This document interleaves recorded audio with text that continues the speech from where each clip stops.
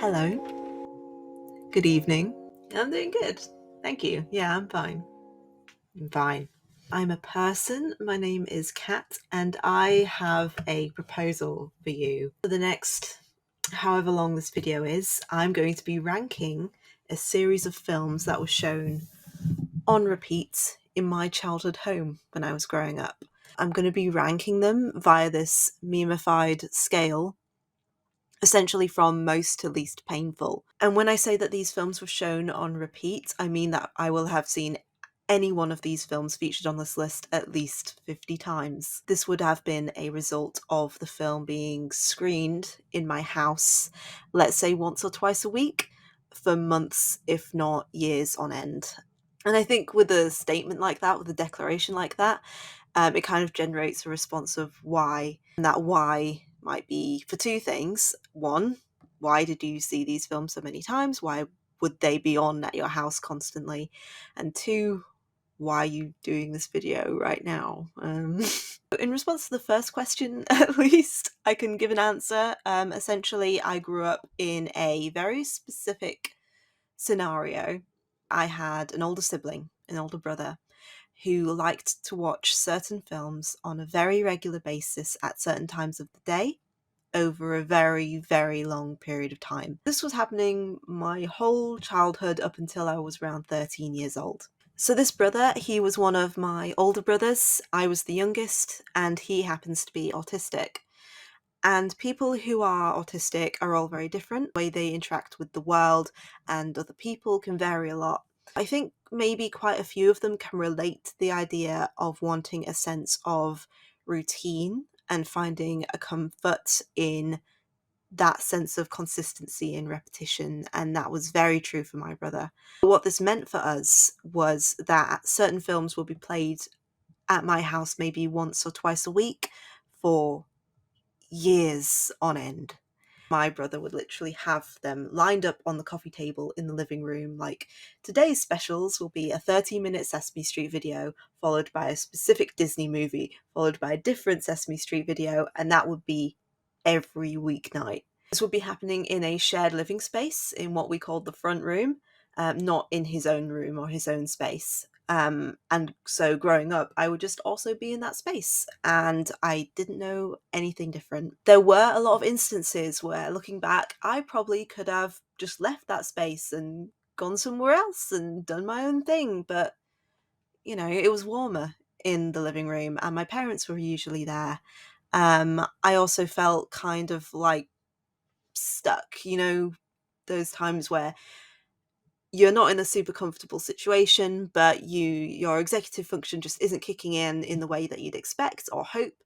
And now this movie is just on again for the 30th time, and your brain is just fog. So the idea came to me recently to create a letterboxed list of the main films I can remember from this rota. I called that list the Trauma Library. Don't think about it. It's fine. It's fine. So I've realised that this might not be the most relatable contents, but it is the capital C content that is on the menu for this evening. It's now on your rota, on your coffee table, in your living room that you can't leave. If you've watched this far, you literally don't have a choice. You are committed now. You are contractually obligated to watch this through to the end. Unless, of course, the opposite is true, and if you know me in any way and are watching this, yeah, the opposite is true. You have to stop this video immediately and leave and go do something else and forget you ever saw it, and do not reference it to me in any way. Now that that's out of the way, I say this video isn't super accessible or relatable to a lot of people, but what other people might get out of this is how when you're growing up in a family, any family dynamic you develop kind of starts feeling like your own planet. In that house, you have your own culture, your own traditions, your own sense of normal. And then over time, as you grow, you travel to other planets. After you leave that planet and you realize that your sense of normal is very different to other planets, and you get the strange sense maybe that you can actually breathe better on those other planets than on your own.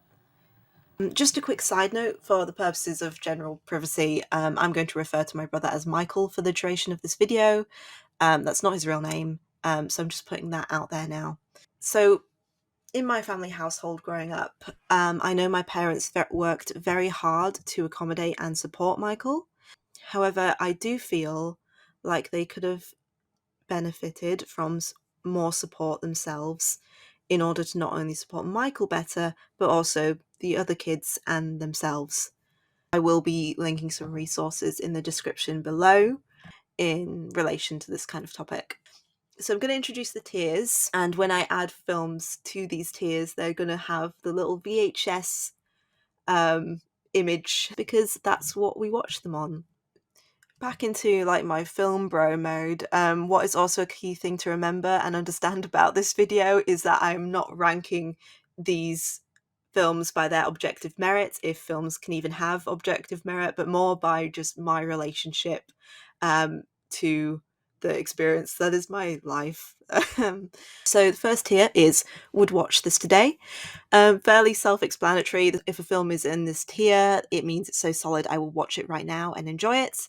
It might be a bit weird that I know most of the lines, but I do love showing films to my friends that have never seen them before, so yeah, like films that would fit that category. Next tier, below that, is he has good taste. He is in reference to Michael. This is a movie that I think is still pretty good, but have the same feeling about it, as if, you know, when you've seen a movie fairly recently and someone suggests to watch it that evening and you're like, it's good, it's definitely good, but I've seen it recently.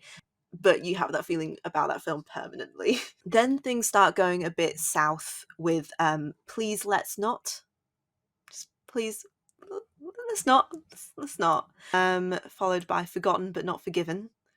I feel like the films that go in this tier are the ones that don't haunt me or bother me as much looking back. They haven't taken up as much of the pie chart in my brain, but I definitely don't want to like fuck around and find out by putting the film on and revisiting it and it unlocking certain realizations of how much I've memorized about it.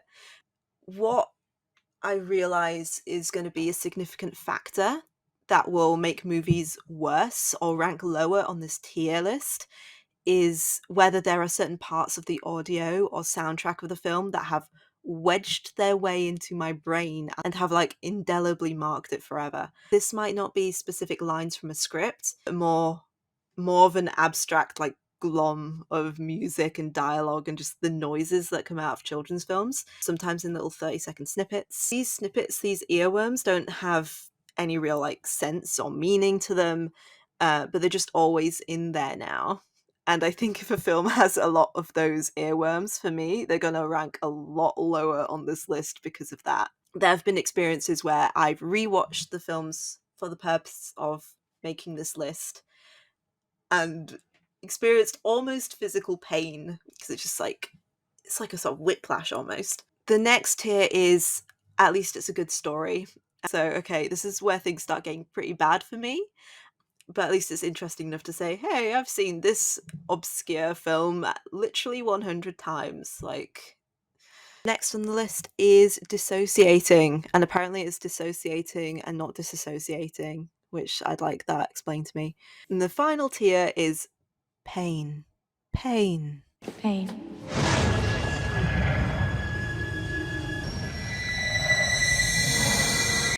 Pain.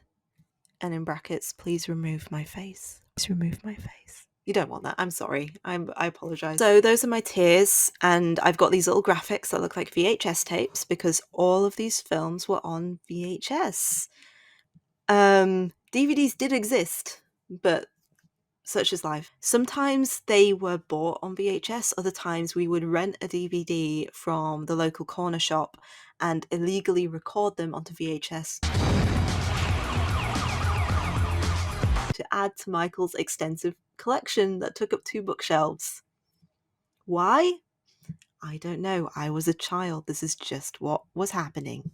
First on this list is Harry Potter and the Chamber of Secrets, but twist, it's in Spanish. 1, 2, 3. ¡Expelliarmus! I think this was a genuine attempt from my father to get us all to pick up Spanish quicker and better.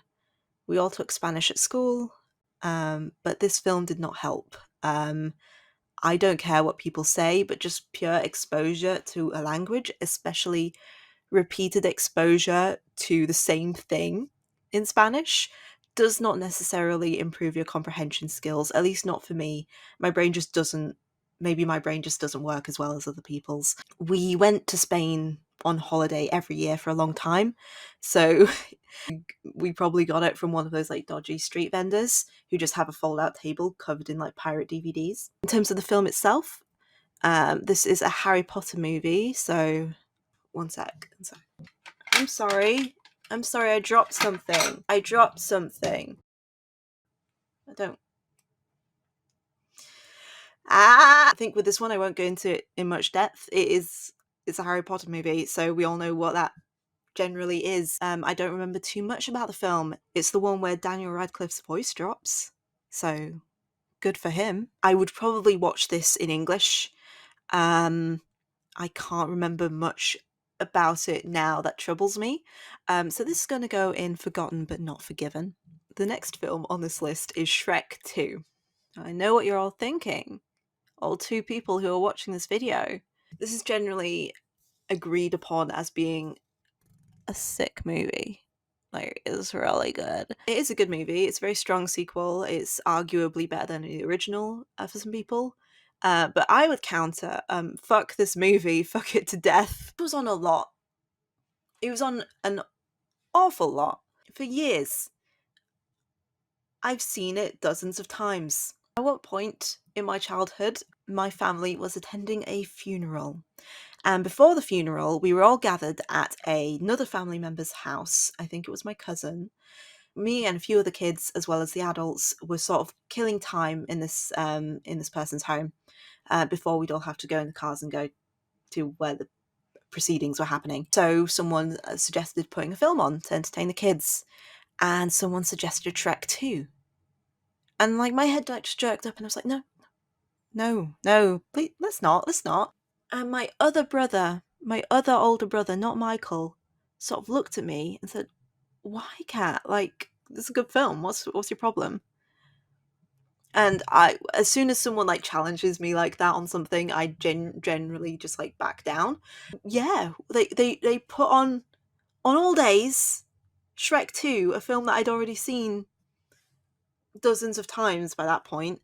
It felt like I was the only sane person in the room. Like, I'm the only one who remembered that this film has been on in my house dozens of times. Why are we watching it again and before a funeral? What's happening? Why? Just to big myself up, I'm going to put that in. At least it's a good story. Okay, we're moving on to the big guns now with Disney's Robin Hood. There's lots of adaptations of Robin Hood. This is specifically the Disney one where they're all animated animals. I know that the Robin Hood fox is desired by those who are that way inclined. I do not desire the Robin Hood fox. I do not. This is an extremely high volume entry on this list, as in it was one of Michael's favourites for a long while. Fuck this movie to death. Fuck it to death. It feels like it's 6 hours long. It's extremely tedious. There's an archery scene that goes on forever. I'm just trying to. I don't like dunking on things too much. So, in terms of positives, I guess there are some good songs in it. You get to observe how Disney would, at least in the past, with their 2D animations, they'd reuse animation sequences. So in this one, you've got a clip where Maid Marian is like clapping, and that's actually the same like sort of animation template or cycle as is used in Snow White with Snow White. Another one which makes this film especially traumatic as an entry on this list is this was a film that I think we originally had on VHS, When the VHS wore out, as they tend to do when you watch and replay something and rewind it and replay something over a long period of time, he ended up getting a DVD copy and recording that onto a new VHS. And on a DVD, you have a menu screen, and this particular one had an animation sequence where like the little characters in Robin Hood would be running around, and like, you know, the Scooby-Doo sort of chasings was sort of happening on the screen with play movie bonus features scene selection at the bottom.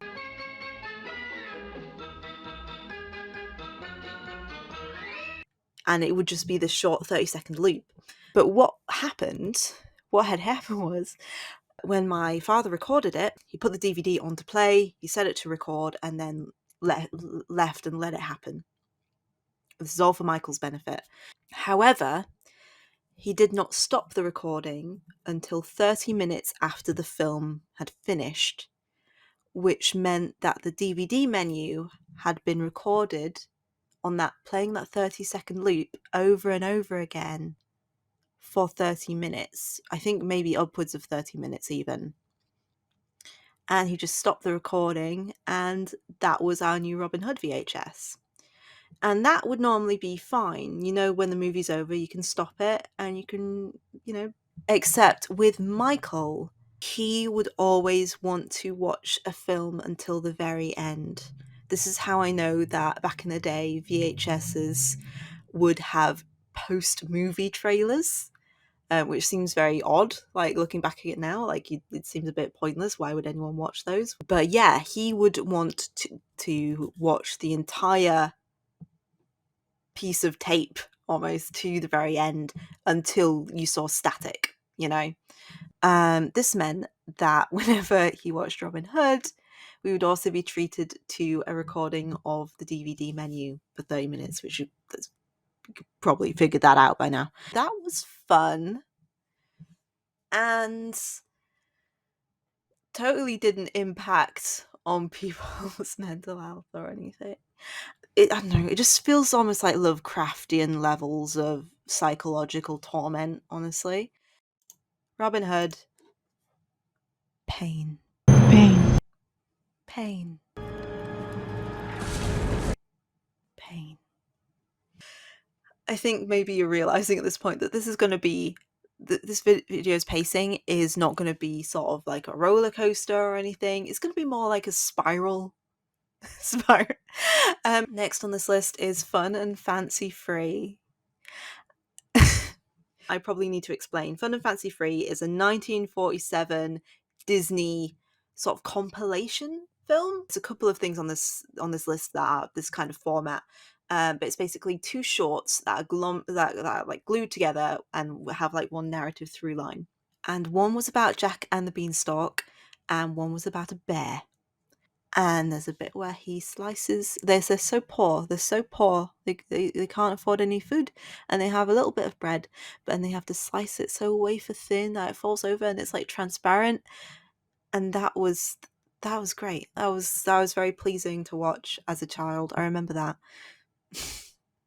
And there was, and the one about the bear, where it's a little bear and he escapes from the circus and he rides a unicycle. He escapes from the circus and goes on adventures, and he's in the woods riding his unicycle, not sure what to do, where he fits in this world, until he meets all these other bears, and they're all like 3 times the size of him, and they're all having a party.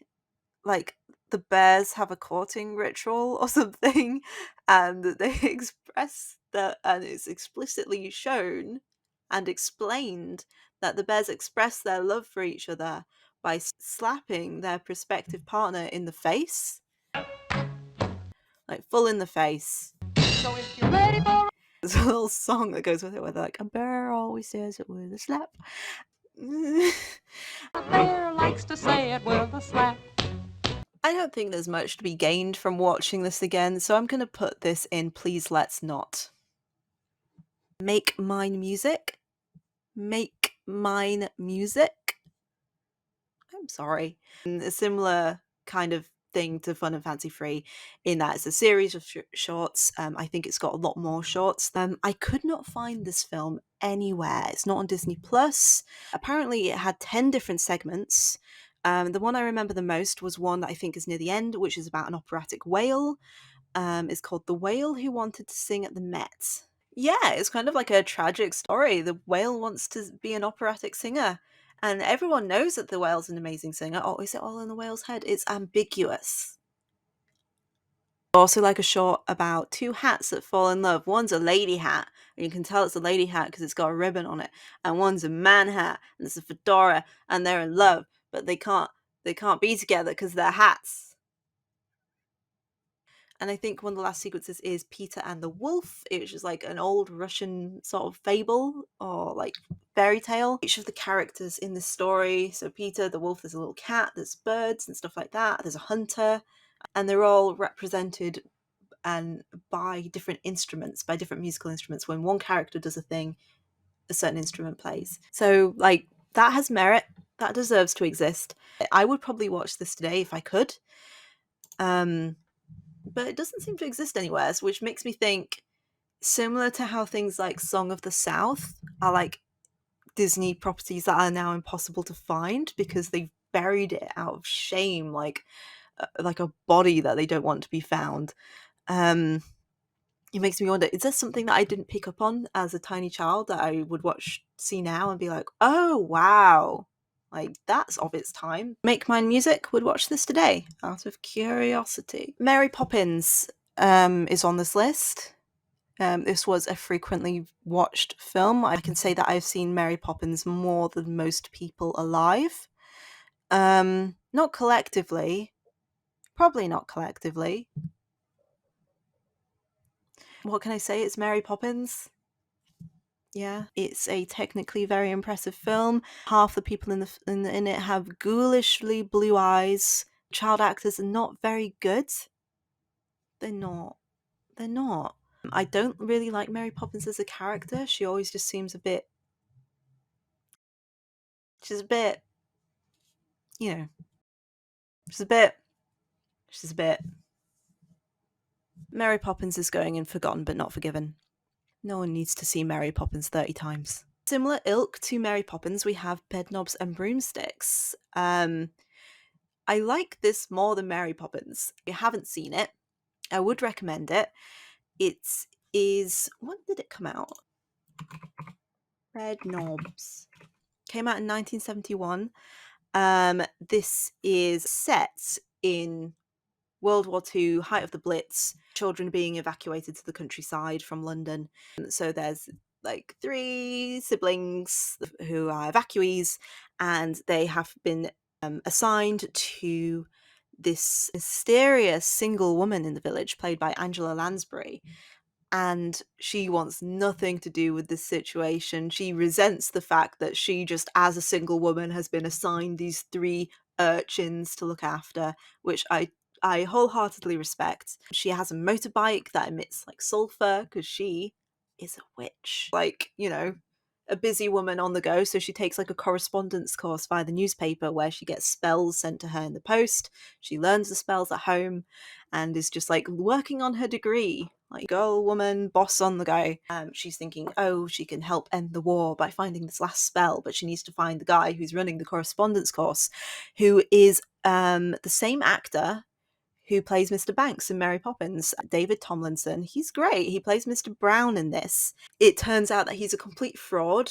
Most of his spells are like from this old book that he found that looked cool, so he thought he'd write them as part of this course. But he's a complete showman. He's just like sells like little parlor tricks, that kind of thing, nothing to do with real magic. So this woman shows up and says, I need this last spell, and he's like, those worked for you? Those worked? And like, I think that's quite a fun, cute premise. This film made me aware of Portobello Road in London as like a little northern child, and made me really want to go there, and I did a couple of times, and it's pretty good.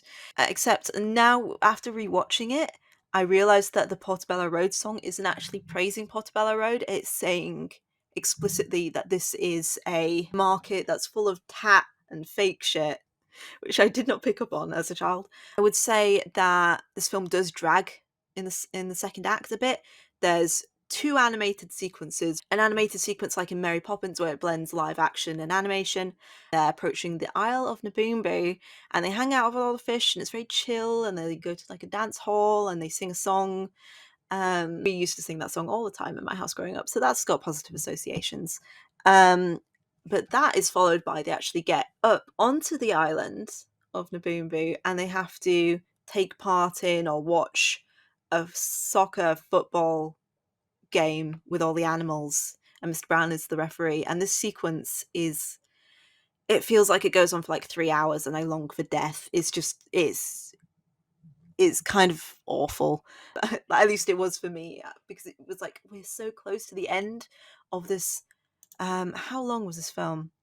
2 hours and 20 minutes. This movie is 2 hours and 20 minutes. That animation sequence is probably easily 20 minutes. Yeah, that was brutal. Put that on. He has good taste. I would not watch this today, only because I've rewatched it fairly recently, and it will take up your entire afternoon. It feels it's kind of exhausting.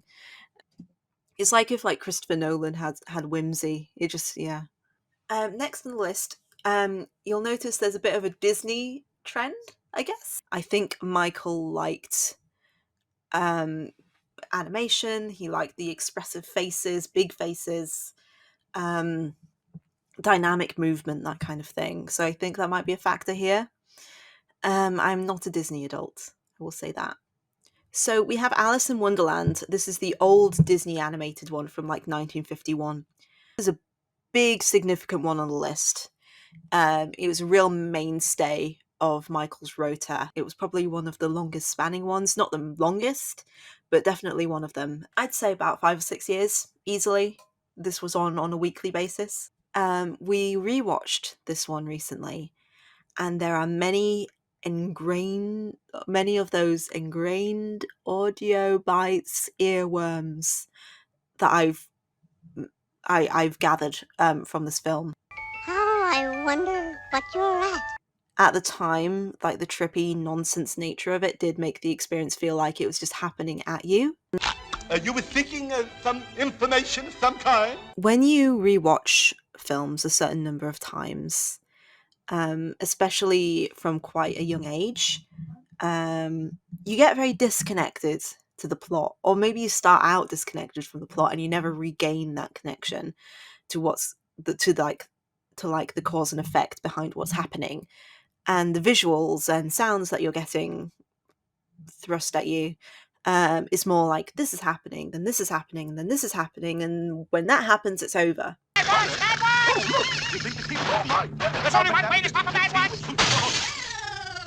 It's like when someone says a word over and over and over and over and over again, it loses all meaning. It's just noises, but someone's been saying that word at you since you were 2. I hope that makes sense. I have an anecdote. According to my notes, I have an anecdote about this film. Clean top, move down! Alice in Wonderland is firmly going in Please Let's Not. Please Let's Not. Okay, now we have Pinnochio riding into the incredibly boring category. This film is dull and annoying.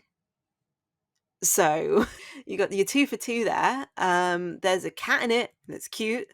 There's a whale, and it's cool, and I long for death. Pinnochio is definitely going into dissociating. It's not quite as painful, but it's so fucking boring. Now we have Dumbo. We're just riding this Disney train for now. We will break out of the Disney train eventually. The Disney train will derail, and we'll be free. It's like in Snowpiercer, and they get eaten by a polar bear in the wilderness. At the start of Dumbo, there's a song where the baby Dumbo and Dumbo's mum get split up, and they sing the song "Baby Mine," and it's just holding the baby with the trunk, and it's emotionally devastating. That's when you need to think of something really depressing and sad on the spot to stop that laughter. When Dumbo's mum's trapped in the cage and she's crying, I can genuinely cry right now, I'm not joking. And Dumbo comes and they fill the trunk. Genuinely, it really upsets me. And they hold trunks and she swings him.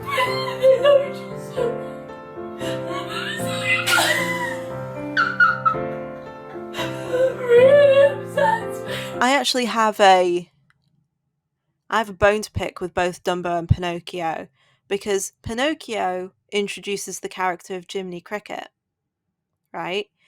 And Jiminy Cricket plays Pinocchio's conscience, and like, you know, Pinocchio's just a little kid and he's learning about the world, and he guides him through it and helps him like weigh out these like ethical scenarios in his head. In Dumbo, there is a mouse in a ringleader's outfit who is still functionally Jiminy Cricket, and I found it and still find it confusing. It's literally the same character, just like a different avatar, if you see what I mean. The same voice, from what I remember. This movie also comes with a bonus of 2 problematic moments. I'm not going to show them. Lindsay Ellis like brought those up, and like her video got like savagely attacked by Disney copyright claims just for doing that. So yeah. Pink Elephants was good. Pink Elephant slaps. We're going to put Dumbo in dissociating as well. Next on this list is an interesting one. We've got Land Before Time. So, like I promised, we're no longer on the Disney train. We're on the Don Bluth. If Disney is a train, then Don Bluth's a hand car, like those railroad cars with the lever that you press up and down, like following behind. Land Before Time is probably the most emotionally manipulative film on this list. Exponentially worse than Dumbo with like Baby Mine. These poor little dinosaurs with their old wrinkly faces, they're just trying to find a safe place to be. Their parents are like, they've been separated from their parents. The Littlefoot's mum died, and like he sees a cloud and it looks like I can't do it. It's devastating. I try and think of things from this film. There's they shake a tree because it's got really good leaves. It's got real tasty leaves on it, and the leaves fall down and they eat the leaves, and the leaves, they look delicious. Don Bluth is good at making delicious looking food in his films, even if that food is leaves that are is leaves that are inedible to humans. To be real, these dinosaurs are trying to go to the happy place. I can't remember what it's called. Like the nirvana that they're all heading to, and like it's a very literal place in terms of the story, but no, this is about all the dinosaurs dying and going to heaven because dinosaurs are secular. I'm going to go ahead and put The Land Before Time in Please Let's Not, mostly because it makes me cry. Following Land Before Time, we've got All Dogs Go to Heaven. This is a deeply weird film, and I'd love to tell you all about it. All dogs go to heaven. But only one dog ever came back. From memory. Okay, all dogs go to heaven. All dogs go to heaven. All dogs go to heaven. There is a dog. And he's like a sort of German Shepherd dog, and he's voiced by Burt Reynolds. And Burt Reynolds as Charlie. You were the best friend I ever had. And he is a philanderer. He is a philanderer. He's a philanthropist. He's a philanderer. And this dog, you know, he's sleeping around. This is a children's movie. This is another Don Bluth movie. And he, you know, is drinking all the time with all the other like miscreant dogs. He's a bit of a sleazeball of a dog. And he owes a lot of gambling debt to another dog who's like this mafia mob boss, and the mafia mob boss dog name is Carface because he has a car and a face. So Burt Reynolds owes the dog. Burt Reynolds owes the mafia a lot of gambling debt, but they're all dogs. Okay. So the mob boss arranges for Burt Reynolds to be killed, like, you know, literally like concrete block around his ankles, throw him in the harbour type deal. Burt Reynolds arrives in heaven because he did die in that process. And there's like a sexy lady dog. She's a dog. They're all dogs, remember this. She said, and it's like, congrats, you're in heaven because you're a dog and all dogs go here. Burt Reynolds is like, wait a second, lady, I have stuff to do down there. I've got way more philandering to do. And she's like, wait, don't go. If you go, you can never come back. And he's like, what? I didn't hear you. Bye. And he goes back to Earth. Hijinks ensue. He goes on some sort of adventure with his incredibly irritating sidekick. He's so very irritating. Dom DeLuise, I do not hate you. I just want to know why. I just want to know why you did this to me. So Burt Reynolds and his friend Itchy, his sidekick, played by him, they meet a orphan urchin girl, because all children in Don Bluth movies are orphans, and they befriend this child and kind of adopt her. And they adopt her because she has the ability to talk to animals. It's never explained why. And they use her animal speaking Dr. Dolittle abilities to win to game horse races, to rig horse races. Like, they will sneak into the stables with the girl and say, okay, tell this horse to lose on Friday. And so she'll go up to the horse and be like, hi, do you mind like losing the race? Do you mind losing the race on Friday? I'd really appreciate it. And the horse is like, oh, no worries, love, that's fine. This feels like a sort of plot-wise, like a deviation from like a normal story that you'd expect in like RPG games or something, like a D&D thing. Like, it's just like, okay, I guess we're doing this is fun. But when it's Don Bluth, I just have this intense sense of distrust. But so they make lots of money. Anyway, the rest of the story is sort of like a road to redemption for Burt Reynolds' dog character.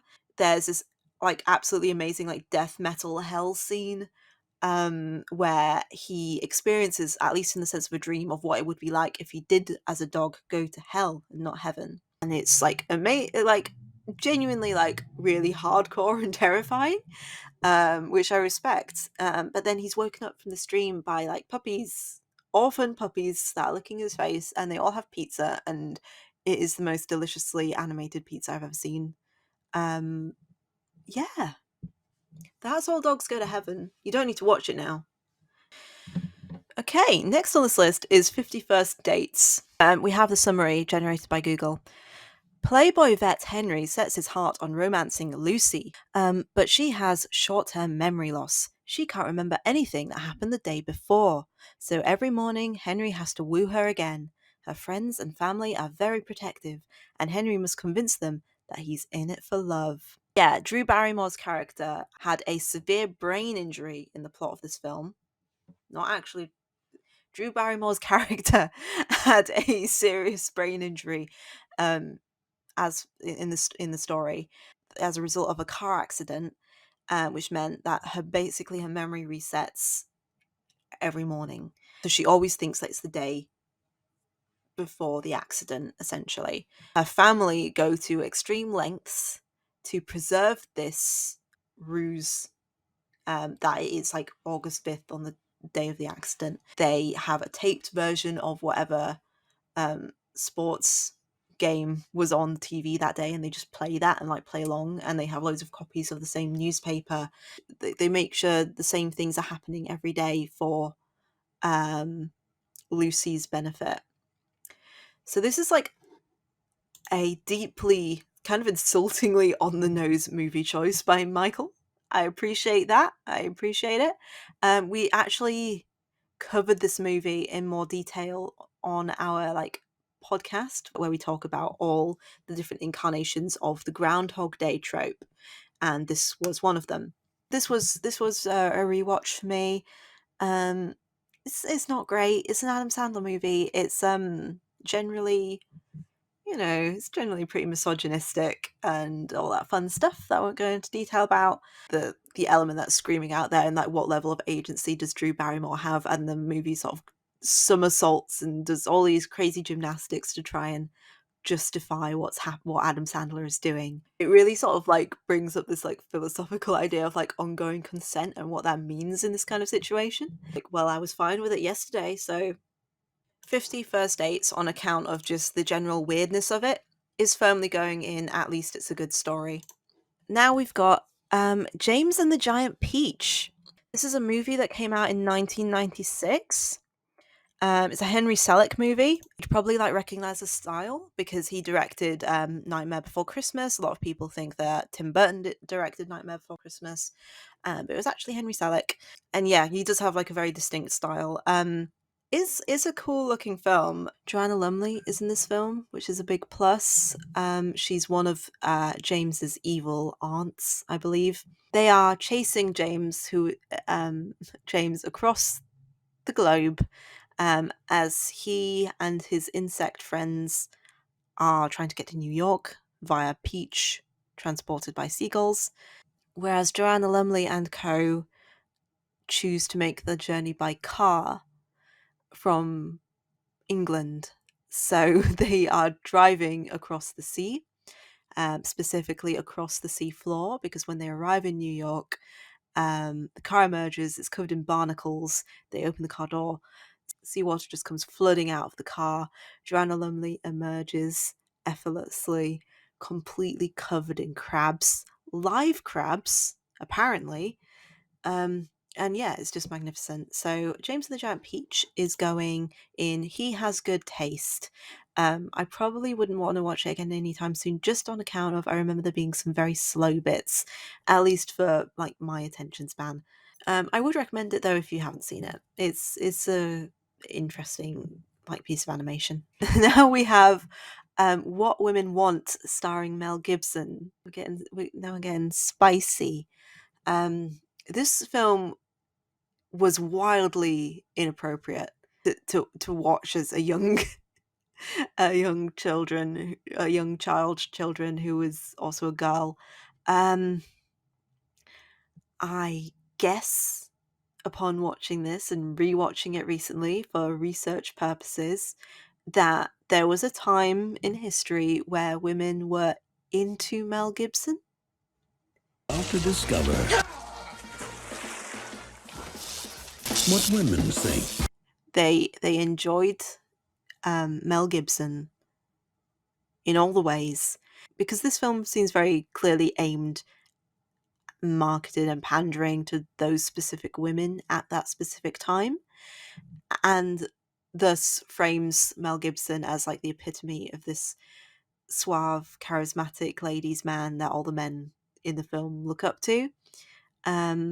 I did have a conversation about this with my mum, asking her about this, and she can attest to the fact that yeah, this definitely was a thing at the time. People wanted Mel Gibson. I have seen another Mel Gibson film, one that he directed, called Apocalypto, which my mum brought up on this phone call when I was asking her about this general topic. Apparently it's wildly inaccurate about Mayan culture. My mum went on holiday to Mexico, so she knows all about it. Sorry, Mum. I would definitely believe her on that, though. It's a sort of very violent historical horror film, almost. One of the reasons why I watched it when I was like a teenager is because I heard via the internet that there is a still frame inserted into Apocalypto, where there's a big pile of people who are not alive because they've been sacrificed on a great Mayan pyramid altar situation. And Mel Gibson, in his great wisdom, decided it'd be really funny to include a shot just for like a couple of frames where you have an actor dressed up as Where's Wally, completely out of the context of this historical period film, lying amongst the dead bodies with his hat and his jumper and his cane. yeah, I heard this was a thing, so we put the film on when I was a teenager, just out of curiosity, and we saw it. We paused it just the right time because it goes by in a flash where you see like there's a little bit of white on screen, and then you go back frame by frame, and then you see it. We paused on it, and it was an incredibly creepy moment. And we actually chose to stop watching. I thought Wes Wally was gonna come out of the screen and get me, like in The Ring. One of my greatest fears as a kid was of the TV turning itself on and that white fuzz snow, and TV talking to you in any sort of way. So with all this other context, I guess make of that what you will. Please psychoanalyze me in the comments below. If it's free, I'll take it. But yeah, what women want. I'm not necessarily one to like wring hands over like what kind of content um, kids like what kind of content like people should be exposed to, and wringing hands about that kind of thing. And like the film rating system is, wildly off base in a lot of ways. But I don't like the fact that I first heard what a condom was via What Women Want. Like, no, no, no, thank you. So What Women Want is going in dissociating. This is a bad time. Okay. Are you ready? This is the part I was most looking forward to. Next film is called Jack Frost. I know that there's like some sort of film series called The Guardians, I think, which has all these like, mythical creatures and beings representing different holidays, and like it's got a big fan base, I think. I've never seen it, so this is not about that. This is about a 1998 live action film starring Michael Keaton. I have seen this film between probably 70 to 100 times. I've seen this film a lot of times.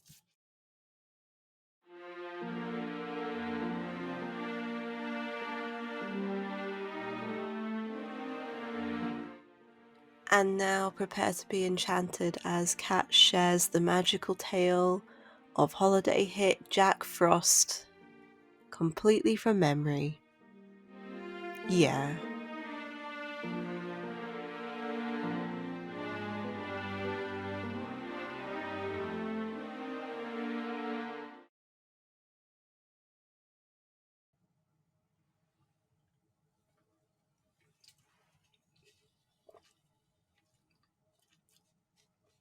I like kidney stones, actually. I think they're fun. The film opens on snow, a blizzard. It sort of pans through and descends upon this like crowd of cheering fans. And they're gathered around the stage, and there's a band playing on the stage. And there's a guy who's like soulfully playing the harmonica, and that guy is Michael Keaton, and he's the lead singer of the Jack Frost band, so named because his name is Jack Frost. So what else would he do with his life than start a novelty Christmas band that supposedly only gets like good business in the winter time? They're killing it on stage. He's singing like a rock and roll version of Frosty the Snowman.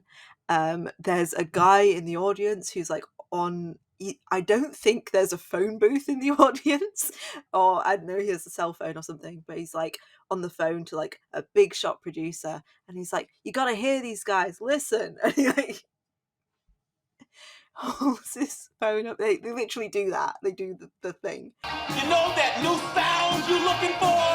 Well, listen to this. Right.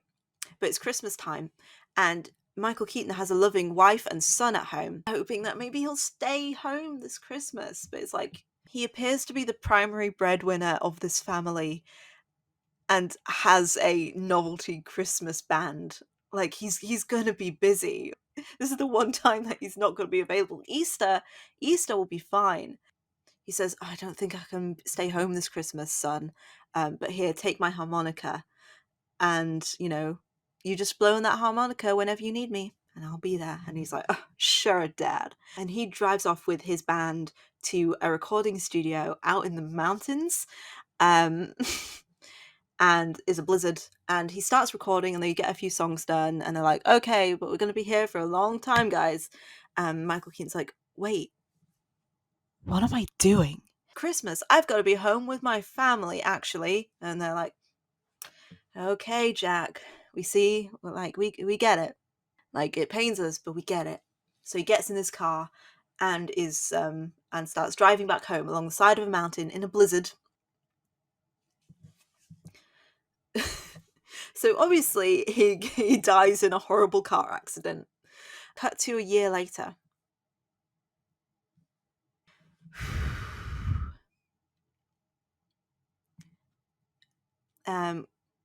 Obviously, Jack Frost, Michael Keaton's family are devastated by the loss. The son is like tearfully shoveling snow in the front yard because it's Christmas again. Like, the mum comes out saying, what are you doing? It's fine, Charlie. I'm assuming the boy's name is Charlie. I've seen this film that many times, but I don't remember people's names apart from Jack Frost. And she's like hugging him and she's like, I know, I miss him too. It's okay, it's okay, it's okay, it's okay. I miss him too. Charlie makes the decision to build a snowman with the snow left over in the front yard. And he builds a snowman. He has one big ball for the base, his middle ball that's a bit smaller, and a smaller one on top. He puts his dad's pork pie hat on the snowman. He puts a scarf on him. He puts some coal for the eyes, some sticks for arms. Interestingly, some little twigs for eyebrows, which is an interesting choice. And he stands back to admire his work, and it's just like, it's a shame the snowman ain't my dad. And he sort of like takes the harmonica his dad left him out of his pocket and blows on it sadly, and then goes inside. The snowman springs to life using the power of Christmas magic.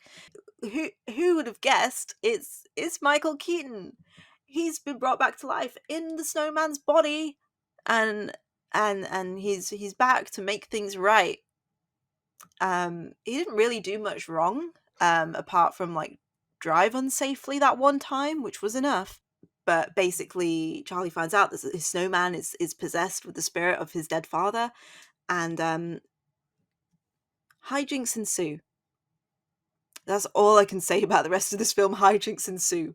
By the end, there's this like, the climax is them getting to this like mountaintop cabin, because it's still cold enough on the mountaintops as like the days go on, that like Michael Keaton's snowman can still like survive.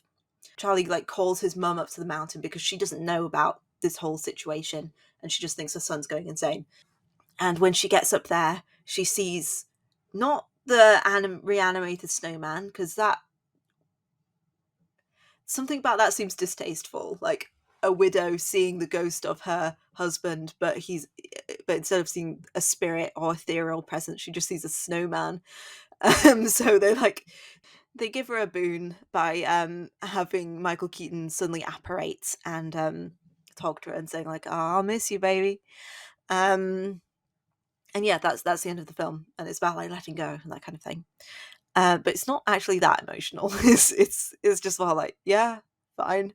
The thing I love about this movie is a small piece of trivia related to the production process.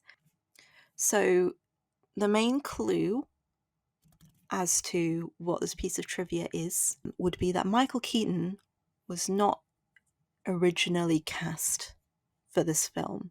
They actually cast a different A-list Hollywood actor. And you can tell based on the final product that they actually had someone else in mind for the Jack Frost role. And I'm just going to show you, and you can tell this by the snowman. The snowman was made by Jim Henson's crew, the people behind like Sesame Street and the Muppets, very acclaimed masters in their craft. So they tried to make the snowman look like the original actor who was cast. And if you just look at, I'm just going to show you, it was meant to be George Clooney, but they couldn't get George Clooney, but they'd already made the snowman look like George Clooney. And now we've got a snowman that looks just a little bit like George Clooney. And I just like to imagine Jim Henson finding out that Jack Frost had been recast and him like punching a hole in the wall, just be like, no, we already made the snowman. Look at him. No one will believe the snowman is Michael Keaton. This is definitely going in. It's a fun story. It's a good story.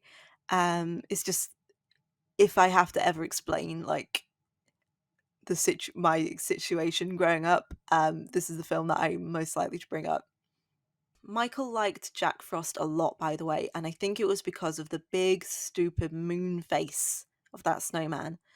Again, big faces, big, clear features were enjoyed by him. Okay. We're going to sort of barrel through a lot of these ones because I feel like I've spent a lot of time on Jack Frost, maybe. I have in my mind. Next on this list is Fantasia, the original. Not a lot to say about this. If you haven't seen it, you probably should. It is sick. There's like a sequence with dinosaurs evolving. There's one with Greek myths. There's a demon man, all set to classical music. It's one of the least obtrusive films on this list. It's not an onslaught. It's, if you're not paying attention to the screen, you're just hearing classical music. Like, the worst thing I could say about it at the time was that, you couldn't have anything else on if Fantasia was on. That's what was playing. But other than that, yeah, I would watch this today, I think.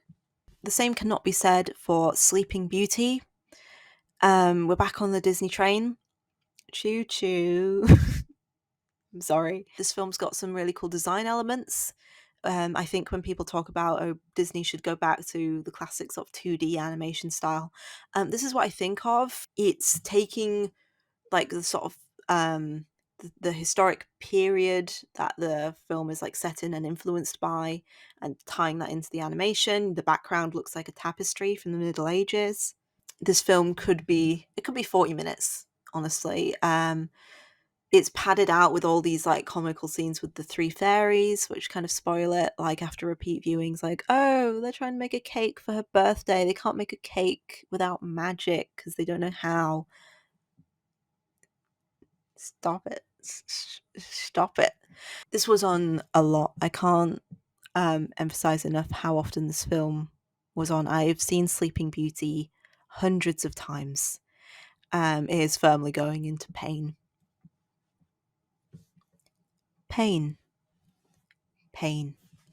Next on this list is a bit of an unusual one, an animated retelling of Animal Farm, George Orwell's Animal Farm. It's pretty solid, like, for an English nerd like me. It was useful to have seen this film many, many times before we did at school. But yeah, Animal Farm. I like George Orwell, I guess. He doesn't like communism. What George Orwell failed to understand is that actually communism would work. His issue was that it was run by animals, and like, I think that's a major plot hole in the book, is that the communist uprising was actually like ran and like organized by farm animals as opposed to people, to humans. I think if it was done by humans, it would work a lot better. It does have some sound bites. It has wings count as legs. 4 legs good, 2 legs bad. Wings count as legs. And yeah, it's traumatic. Boxer gets sent to the glue factory. Did you hear? Boxer's been sent to the glue factory. Animal Farm's going in. He has good taste. As an intellectual. Back on the truth. We're still spiraling. We're still chugging on the Disney train with The Rescuers. I would be such a good radio DJ with these weird segues. Rescuers is a Disney film from, I want to say, the 70s. Let's see if I'm right. Yep, I was right. It came out in 1977, and it feels like it. It's basically the secret organization of like secret agent mice. It's kind of like a UN situation, but of mice. And their job is to rescue children at risk, essentially, children in peril in some way, usually orphans. In this case, there's a particular orphan girl who's been adopted by like this kind of abusive, like evil woman who's just trying to use the child for her tiny child hands so she can go into a cave and recover this diamond. The evil woman also has a pet alligator, which is, yeah. I remember there was a very annoying seagull man. He was on screen for a long time. He talked for a long time. I don't believe it. My brother Orville told me all about you. Oh, boy, I'll just say enchanté, senorita, to you. May I? Oh, the coconut guava nectar, it's carbonated. Very nice. I got little umbrellas for each one of them and a little coconut thing. Considering his only purpose in the plot was to get the characters from A to B. It's quite clear that this like seagull is just like some kind of, was just serving as like a platform for some rising or popular comedian at the time, or someone they were trying to get. I couldn't stand it. The rescuers, pretty bland, pretty forgettable as well. I'm putting that in forgotten but not forgiven. I do not, it's not fair that I've seen that movie that many times. Following this, however, we have The Rescuers Down Under. This is the sequel to The Rescuers, made in 1990, so like 13 years later.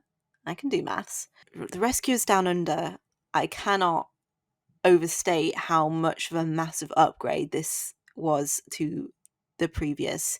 You know, it's had a glow up, it's had a BBL, it's had buccal fat removal, it's just so much better in every way. I guess there was this like trend of taking an existing IP and making like an Australian version of it and calling it some X Down Under. What was that about? The premise is the same. It says describe premise in my notes. It's the same, except it's down under. You've got the outback, you've got kangaroos, you've got a Crocodile Dundee character, but he's a mouse. The other mouse is getting cucked by the Crocodile Dundee mouse. There's this boy who I don't think he's an orphan. He actually has a mum. So they don't have to be orphans. They just have to be children in peril, I guess. And this child, he befriends this giant golden eagle. And this golden eagle is so huge. It's like a sort of prehistoric eagle almost. It's like the size of a bus in terms of wingspan. And the kid can ride it and like they're best friends. But there's also this poacher who wants to capture the eagle and sell it. It's very disappointed to find out later in life that eagles do not actually get as big as depicted in the film. Animals aren't as big as they used to be, and they're not as big as they should be. The poacher character, the villain, is quite like good. He's quite engaging. He's got a good voice actor. And the villain also has a pet, like a sidekick, who's this lizard. I think maybe a monitor lizard or a Komodo dragon or that kind of thing. And this lizard is so great. He's the best thing. Every scene with him, he's the best thing in. He's just great. I love him so much. He makes all these little noises. It's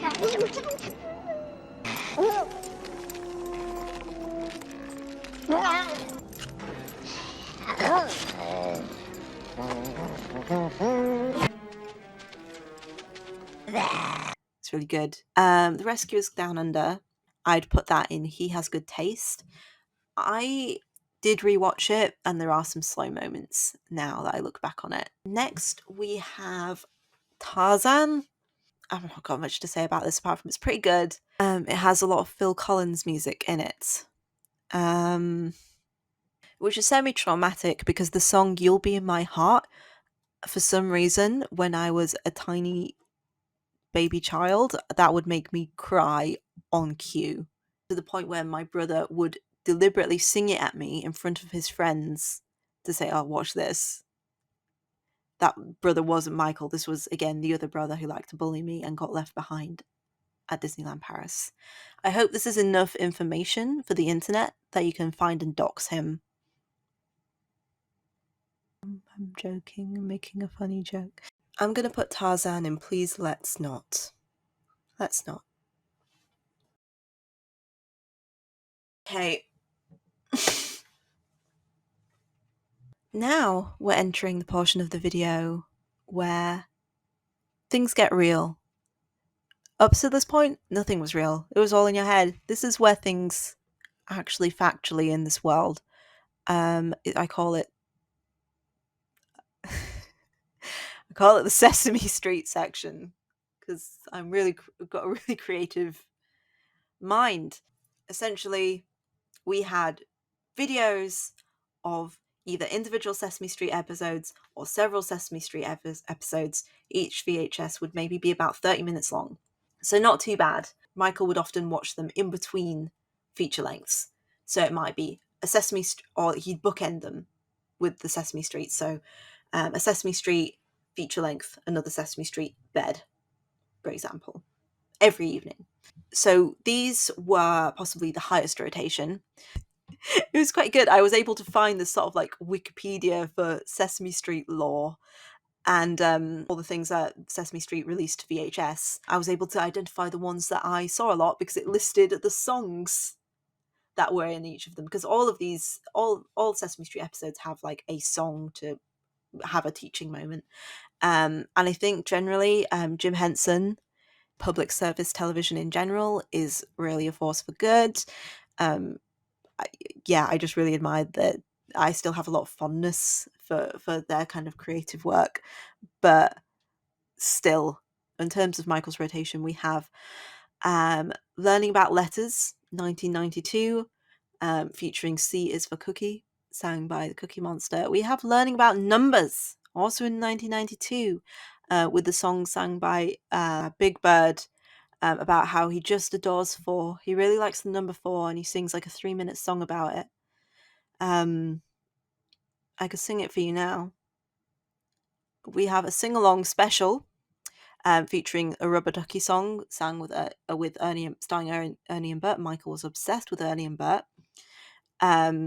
which makes sense that the following one was the best of Ernie and Bert. I think Ernie sings about how he doesn't want to live on the moon, and the song was called I Don't Want to Live on the Moon. I can relate. Sesame Street collection peaks, I think, with Sing, Hoot and Howl with the Sesame Street Animals from 1991. It featured such hits as Ba Ba Bamba, which I actually sing to this day. There's I'm an Aardvark, which features such lyrics as I'm an aardvark and I'm proud. I'm an aardvark and I'm happy. And if I want to be specific and a little scientific, I'm really quite terrific. I'm an aardvark and I'm proud. If you want just a little glimpse into my psyche, that was from memory. That was I didn't have the lyrics on my screen. All I have on my screen are like notes of things to talk about. Following I'm an Aardvark is a strangely similar song called I'm Proud to Be a Cow. Again, just like affirming I am this animal and that's fine by me. The lyrics to that I remember go, I'm proud, proud, proud to be a cow. I'm proud that I say moo and not meow. I'm proud I've got an udder like my father. No, my mother. I'm just gonna blam these into the tier list now. I will think about it later. I don't have the brain space to go through each of these and rank them, even though that's the exact premise of this video.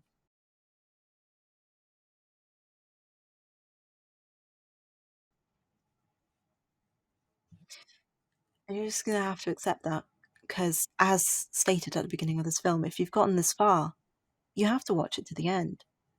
You have to. You can't leave. I will crawl out of the device that you're watching this on, and I'll find you.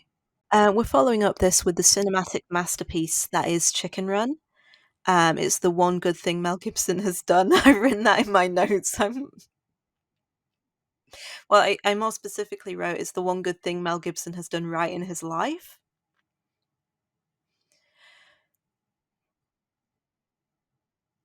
Because he played like Rocky. He played Rocky in Chicken Run.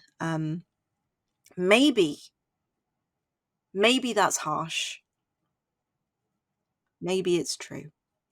What I really get out of Chicken Run, which is the most important thing here, as it's my video, is how it is true, authentic representation of the North. It is true northern representation. These are my people. This is what people in Yorkshire look like. If you like played this video and thought, oh, she looks familiar, yeah, you've seen Chicken Run. There's a sequel coming out, and I'm a little scared. I want it to be good, but I saw like one of the baby chickens, and it looks a bit off. Chicken Run is obviously going in Would Watch today. Support stop motion is actually the closest thing to magic, I think. Now we have Curse of the Were-Rabbit. This film has been on in my house at least 100 times, and yeah, it's pretty good. There's lots of rabbits in it. I won't say why, but yeah, and they are very cute. Curse of the Rare Rabbit is going in. He has good taste, just because the amount of times I've watched it, I'm at peace with it. I don't need any more of it. I think it is funny. There's also little jokes. It's funny. It's a good time. Having said that, I would not say the same of this long Aardman Archives movie compilation. I don't even know what this VHS was called. I've not been able to find it. This like VHS like image is just like an approximation of what it might have been.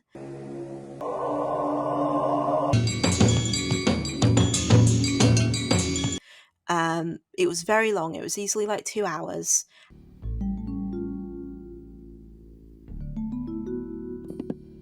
And it was basically a compilation of all shorts of Aardman works, some of which are like not suitable for kids. Some of them are so surreal that it makes me feel a bit sick.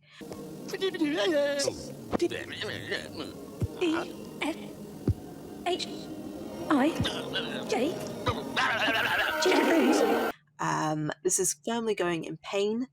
It also had a making of, like, sort of documentary thing at the end of the compilation.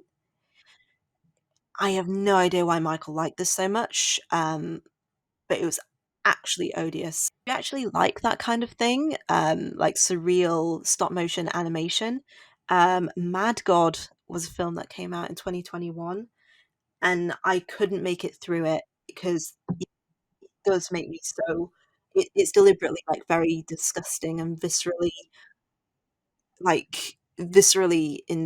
intense, and yeah, it's trying to gross you out, and it does have something to say, and it is very imaginative and creative, but I can't stand to watch it. But for some people, it's exactly their kind of thing, and I completely respect that. There's films that I like, that other people would just be very weirded out by, so that's fine.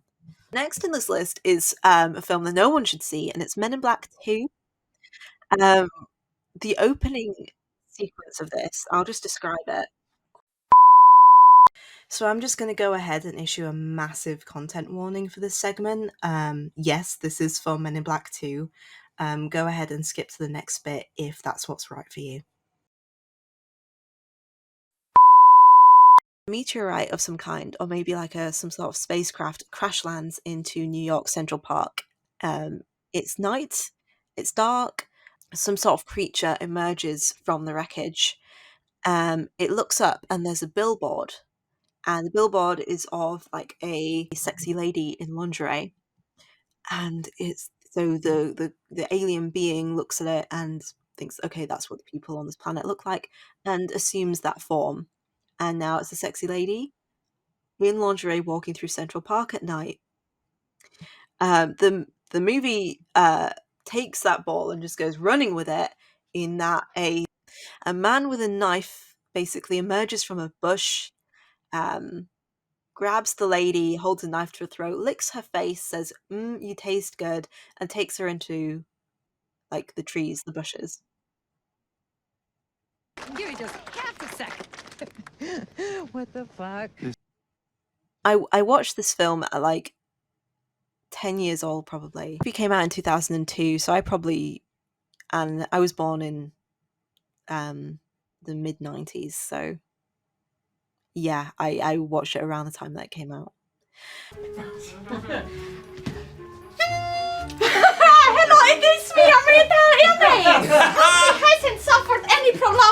carries to his emotional psyche.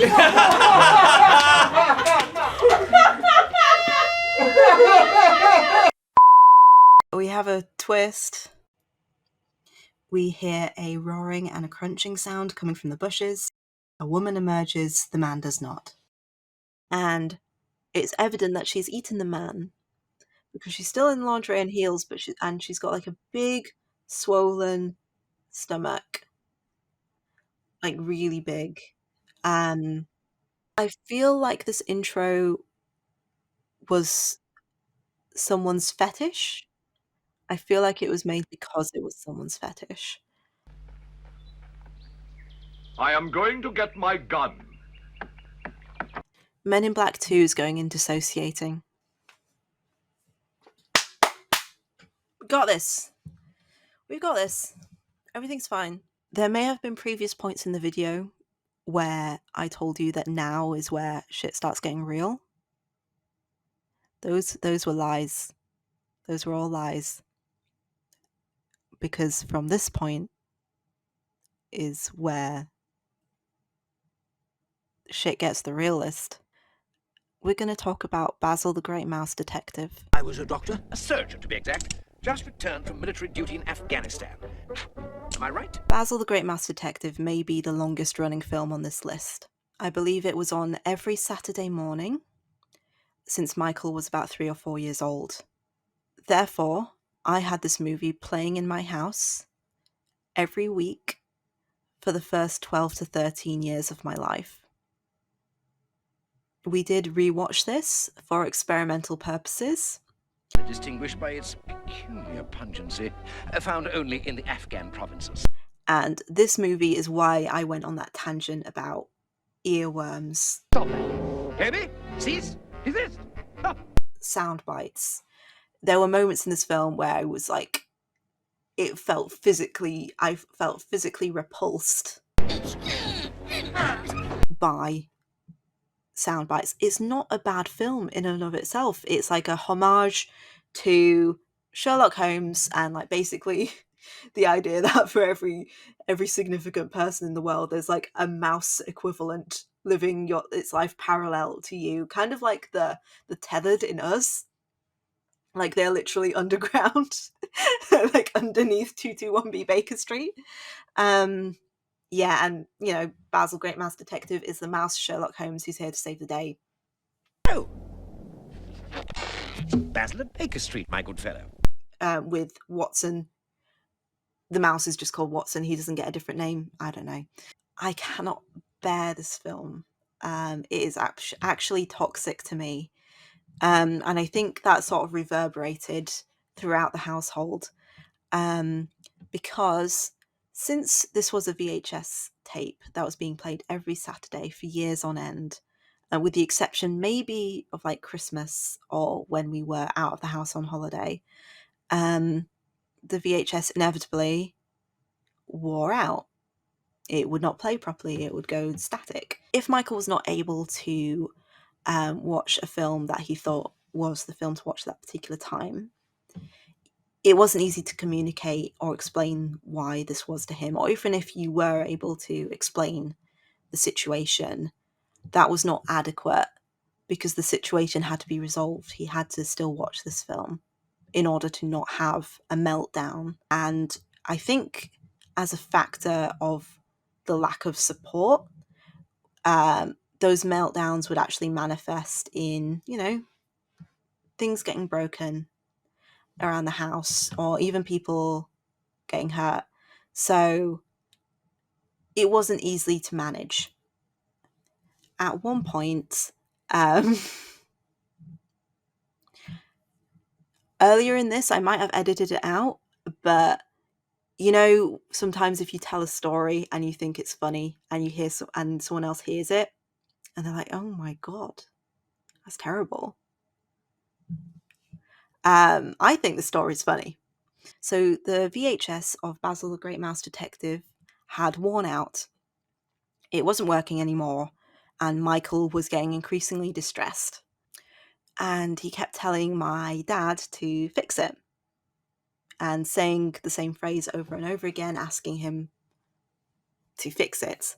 Specifically, Michael was saying, "Daddy, fix it, Daddy, fix it," which is relevant. My dad was quite stressed out, as he often was, and he took the VHS into the kitchen, and he placed the VHS on this like step stool that we had, and he took out a hammer, and he looked at the hammer in his hand, and he like turned it over once or twice and stared at it and just said, "Here's a hammer, Daddy, fix it." And he smashed the VHS to pieces in front of Michael and me, and I was watching in the doorway of all this happening. I was quite alarmed by this. This was quite scary for me. I remember I actually drew it. I drew the scene. The thing is that after my dad had done this, like, Michael was kind of nonplussed. He wasn't upset that his VHS had been smashed because he thought he'd been literally told that my dad was fixing it. So it's just like, okay, can we watch it now? Kind of reaction. So my dad had to leave and get a copy of Basil the Great Mouse Detective somehow. I don't know how he did. So we got to watch it again. So believe it or not, Basil the Mouse Detective, Basil the Great Mouse Detective is going into pain. It's going into the lowest category of this list. Please remove my face. Not even necessarily because of that story, just because I tested it out and it was genuinely painful. So yeah. If you've made it this far into the video, genuinely thank you. I'm glad you did, because we're actually getting into what might be one of the most important movies or series of movies on this list. We have the Muppet movie and Muppets Take Manhattan. This is a double feature. It was on twice a week. Together up, together up, together up. 2 Muppet movies, back to back, or sometimes sandwiching a Sesame Street film, that were on I believe every Tuesday and every Friday, or maybe every Wednesday and every Friday. So that's 3 hours of the Muppets twice a week. And I still love the Muppets. I feel like this double feature specifically was really what affected and caused the biggest crack in the resolve of the members of my family who were present and around for this. This is a quick message to my sister. If you're watching, I'm sorry that I played the song Somebody's Getting Married from Muppets Take Manhattan on your wedding morning when you were getting ready. You probably didn't need that. I'm sorry. Somebody's getting married. Somebody's getting. So yeah, I do still like the Muppets in theory. A Muppet Christmas Carol and Muppet Treasure Island, they're both like excellent and Oscar-worthy films. If the Oscars mattered. Upstage, lads! This is my only number. And there needs to be more, not a hot take, but there need to be more Muppet adaptations of classic works already. This, like Pride and Prejudice, where Mr. Darcy is the only human, in The Beast, where the Beast is human and the rest are all Muppets, and they all think he's hideous because he looks like a human and not a fuzzy felt man. And my proposal is like a Muppet version of Fight Club, which is, like the quintessential film bro modern classic, with Miss Piggy singing Where Is My Mind by the Pixies. Let me do it for you. Let me do it for you. When all I do is for you, Kermit. I'm just, I'm tired of like pretending and acting like I'm not a genius just to make other people feel comfortable, I rewatched the Muppet movie recently, just to keep the wound fresh. It's a road trip movie, and it's incredibly tedious, even to first-time viewers, which one was with me when we watched it. It's basically how the Muppets became the Muppets, how they formed as a group, and apparently that was via Kermit going on the road and meeting them on his travels, and they all join him in the car, so because they're all wanting to go to Hollywood and make it in Hollywood as a big group. It does drag on a bit. It's kind of like they're trying to fill time. There's lots of cameos, endless cameos, including like Mel Brooks, Steve Martin.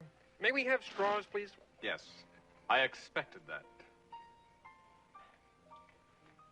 Thank you. Big Bird, and incredibly at the end, Orson Welles. Orson Welles. And like Orson Welles turns out to be like, is revealed as like the big time producer that they meet in Hollywood, and he like looks at them all like discerningly, and it's like, Stacy, give my friends here the rich and famous contract. That's cinema. I would say, despite everything, I did end up enjoying myself for a fair bit of this film. Some of the songs are still pretty strong, like unnecessarily good, and it did still like make me laugh a few times. Also, the ending is really sweet. It's kind of this love letter to everyone who wants to make it as an artist or a performer. You know, even if you're just a little frog playing the banjo in the swamp, you can still make it. And, you know, I like Kermit the Frog. I relate to him because we have the same jawline. It's just, you know, how Kermit the Frog's facial expressions and the way he contorts his face and body are just really good. Also, what is canonized in this film, in the Muppet movie, is Miss Piggy's superpower is apparently fueled by or activated by being disrespected. Like, there's a scene where she's been like tied up and the villains are insulting and degrading her and objectifying her verbally, and it's absolutely outrageous. And it doesn't matter that those insults are based on her like factually being a pig, like literally she is a pig. It still doesn't mean that they're allowed to like acknowledge it and say it in that way to her. So her eyes get really wide, and she's like, and like dilated, and she's like roided up, and she just like decimates them all easily, and it's amazing. We also the Muppets Take Manhattan is also on this list. It's where Kermit and Miss Piggy get married, and I wasn't able to rewatch that, but I think I would have kind of a similar experience in that there are some things that won't hold up. There'll be jokes that don't land because of it being dated, or me just having seen them so many times, or there might be some jokes that do hit because I'm supposedly a grown-up now and I can understand what's being said and have distanced myself enough to appreciate what they were going for. I think with all that, watching all these movies again, I think I found it quite reassuring that even despite endless repetition and the associations these films have with what was quite a stressful environment, that the good things in these films still remain good. They still have value. Like, distressing situations can't spoil everything. Good things still remain good. But you just might need some space sometimes to appreciate it later when you're ready. So with that is the end of our list. I'm not actually going to put the Muppet movies on this list because I don't think I can, as pretentious as that sounds. If this was a video that you found relatable in any way, I'd love to hear. And if you didn't necessarily find this relatable and just like a weird specific situation that someone's talking about, that's what video essays on YouTube are about. So I'm glad you maybe enjoyed or at least watched it to this point. And I also hope that you enjoyed watching me like fluff my hair about 15 million times. If I've cut it out, I'm going to include like a super cut at the end of this video, maybe, of all the times that I ruffle my hair because I'm struggling. But yeah, with that, I hope you have a lovely rest of your evening, because that's the only acceptable time to watch this video. And I'll see you later. Bye.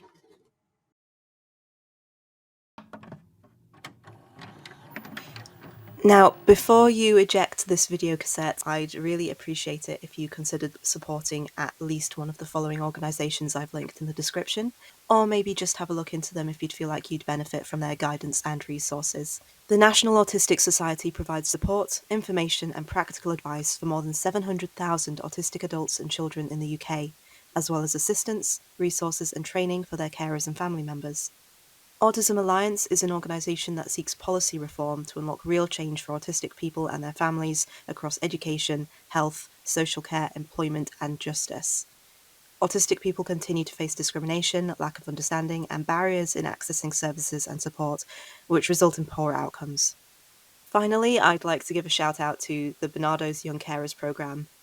Amongst other things, they provide activities and outings to young people to give them a break from caring responsibilities at home.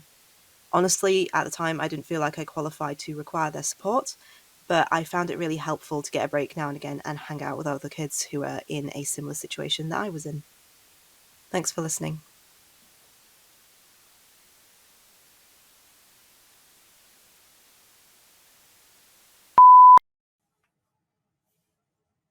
We're zhuzhing the hair for the 50th fucking time. Zhuzhed. And apologies if throughout this video I'm constantly, like, my hair constantly changes and that seems like confusing, or you think that it's possessed. It may be possessed. I'm basically growing out a shag/mullet situation, and yeah, I struggle with it every day. I hate these sheets, so I put like my one cushion that I like. Just look at the cushion, ignore this. Look at the cushion, look at the art. I did the art. Would you like to buy an art? I'm not going to elaborate on this tier apart from using this like Rage Comics meme bro face. I don't know what it's called. I just quite like it, and I can't put it as my like profile picture on social media or anything because people will be concerned and like, are you okay? And I'll be like, yeah, I just like this face. It doesn't. Anyway, the only ASMR that's good is this woman who uploaded an hour-long video of her literally just like scratching a cat's face just on her lap and just like squidging his face for an hour. I hope it wasn't, I don't think it was a whole sustained hour because I think that's probably a bit overstimulating. I think the cat did have breaks.